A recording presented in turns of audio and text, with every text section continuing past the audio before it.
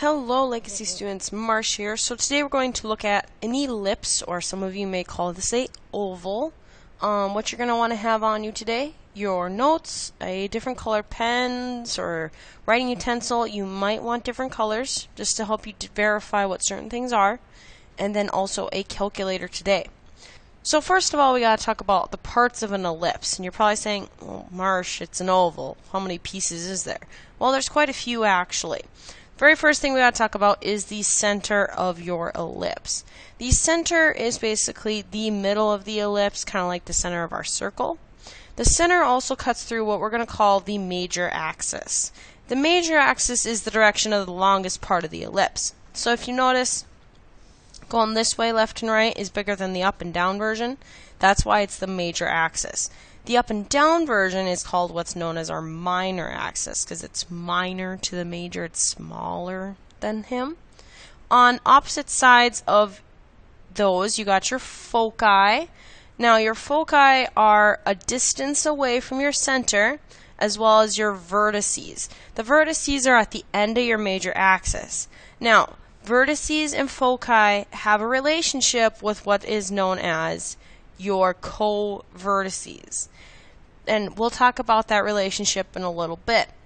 The vertices and the foci, which is plural for focus, okay, foci, are located on the major axis, and they always will be. So your vertices and your foci will always be located on your major axis, because sometimes your major axis can be a vertical one, depending on how our equation sets up. And the co-vertices will always be part of your minor axis, okay? So the way to think about it, I like to think of my co-vertices are second to my vertices, so they're going to be part of my minor, because my minor is second to my major. It's kind of the way I rationalized it in my own head. The equation for the ellipse, basically it's derived by the distance formula and also a couple others. It takes a very long time to find. The resulting equation is this: x squared over a squared plus y squared over b squared equals 1, and it always will equal 1. And we know a has to be bigger than b, which is bigger than 0. So we can't have a denominator of 0 because that won't work, right? Can't have divide by 0. And here's how the foci, the vertice, and the co-vertices are all related with this formula right here. B squared equals a squared minus c squared. Now, I tried to find information of how and why that is the truth. It takes like pages to show up how that actually works. If you want to see it, ask me. I will definitely show you the proof for it. So what's this B, A, and C thing? Well, A is the distance of the vertice to the center. So A is the vertices to the center of our ellipse. B is the center to the co-vertice. And C is the center to the foci. So some of you might want it in words. So I wrote off to the side here on my own notes, A equals center to vertice, or to vertex. B is center to co-vertex. And C is center to foci. Well, you're probably saying, why is this going to help us? Well, it's going to help us usually find a missing piece. Usually the missing piece will be our foci, because our equation, as you see, does not actually give us the foci right away. The co-vertices and the vertices are both given in the equation, but our foci are not given to us automatically. Now, like I mentioned, our ellipse can have a horizontal or vertical major axis. Now, what you're going to do is you're going to look and see which of the variables has the larger denominator. So an equation that would be like this is going to be a major horizontal axis. Now remember, A is always going to be bigger than B. We always know that. So A, notice how he's with the X. Okay, he's underneath the X. That's going to make me have a major horizontal axis. Now, if A is under the Y, you're going to have a vertical major axis, because A is always bigger than B. Trust me, it'll make sense in a little bit. let's take a look at an actual problem here. So I got x squared over 9 plus y squared over 4 equals 1.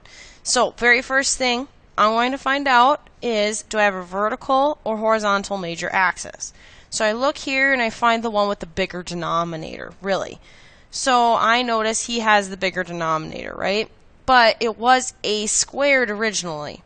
So I do know that it's going to be 3, because a should be 3, b will be 2. Well, a is bigger, and it's with the x. So that tells me I'm going to have a horizontal major axis, okay?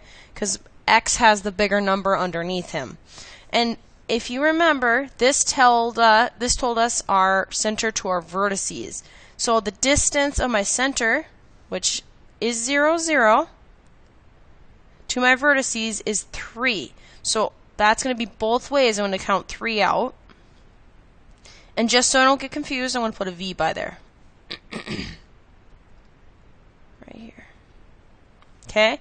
So my two vertices have the points 3, 0 and 3, 0. Or negative 3, 0 and 3, 0, excuse me. So then the Y, it tells me I have to go 2, right? Because it's a square root both ways. So for my co-vertices from my center, that's my B value, remember, I'm going to go up and down 2 to find my two co-vertices. And I'm going to label them with C's so I don't lose them in the mess here. So my co-vertices are 0, 2 and 0, negative 2. Now, I can't find my foci from this particular problem. I need to use that cool little formula we got, which is b squared equals a squared minus c squared. Okay? Well, b, remember, was the distance of the center to the co-vertice, which we said was 2, so that's 2 squared. A was the distance from the center to the vertice, which is 3.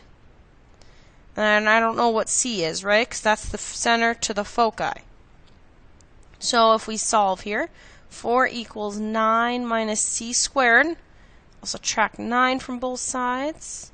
We'll get negative 5 equals negative c squared, or 5 equals c squared, right? Because I can divide by a negative 1 on both sides. Get rid of that negative.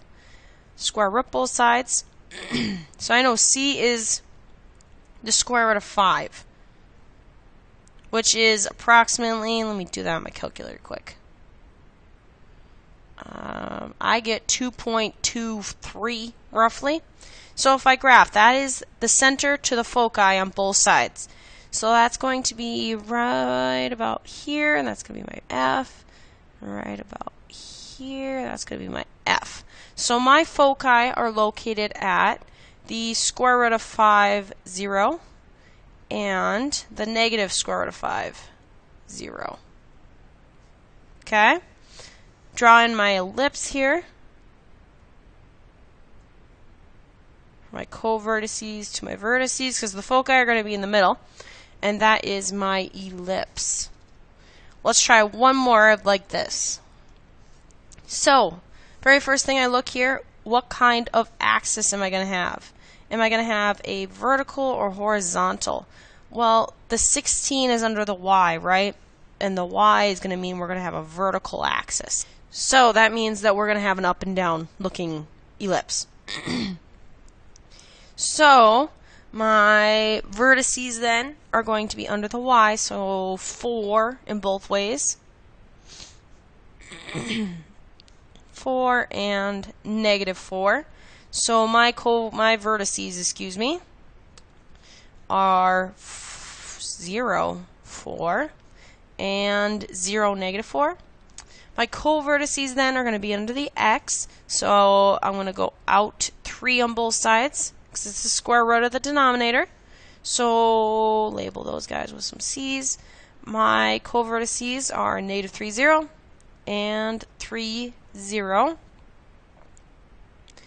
Need to find my foci now.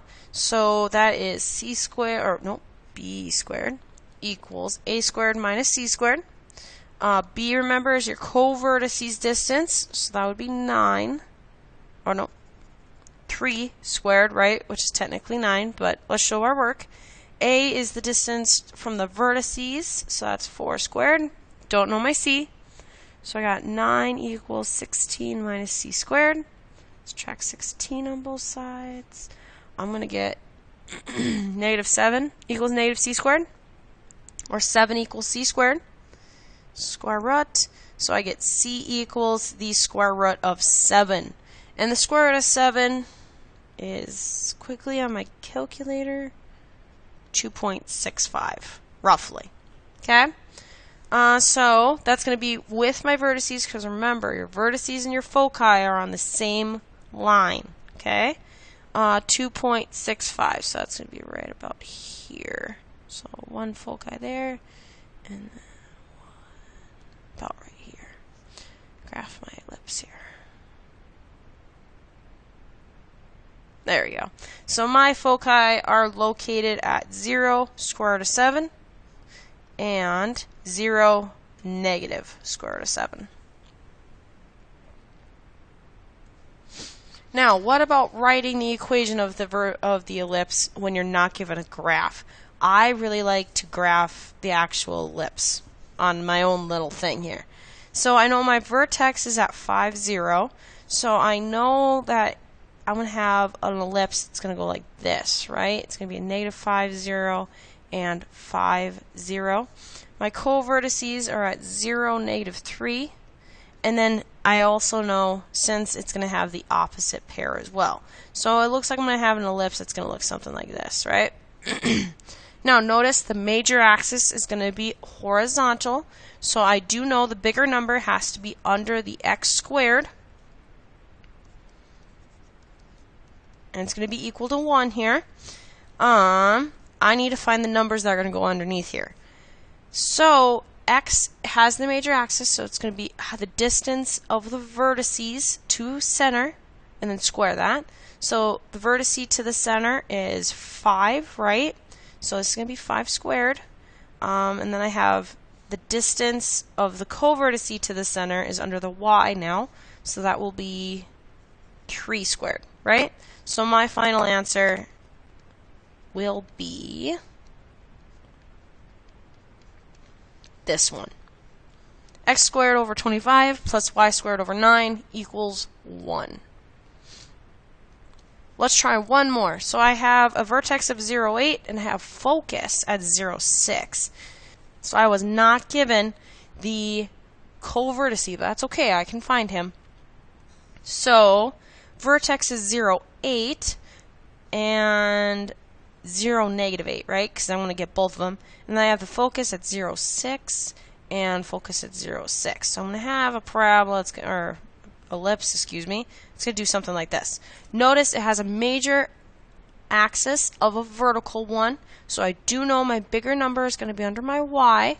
And I do know under my y is going to be the distance of the vertice to the center. Here's my center right here. That's going to be 8 squared, right? So the only thing I do not have is the distance of the co-vertice to the center. We can find that though. So I got my b squared equals a squared minus c squared, right? That is going to get me my co-vertice distance. And ultimately, I don't know b, because remember b was the co-vertice to the center. A squared is the vertex to the center, and we know that's a distance of 8. And then C is the focus to the center. That is 6. So ultimately, I'm going to find my B here. So B squared equals 64 minus 36, or B squared is equal to the 8, right? That's 8. 64 minus 36. Yeah, that's 8. Square root both sides. So I get B equals 2 square roots of 2, right? If I simplify the square root of 8. So I know that my co-vertices are at negative 2 square roots of 2 and 2 square roots of 2, 0, right? So that means that our distance, B, is 2 square roots of 2 squared. So x squared over, well, that squared is just 8, right? Because ultimately we square rooted both sides and got that. So I'll just have 8 underneath there. and then I'll have 64 under my y, and it will be equal to 1. We're going to spend quite a few days on ellipses, just so you can get some extra practice on this, because I do recognize that this is a harder concept to cover. But that's the end of this video. See you later, Sabers.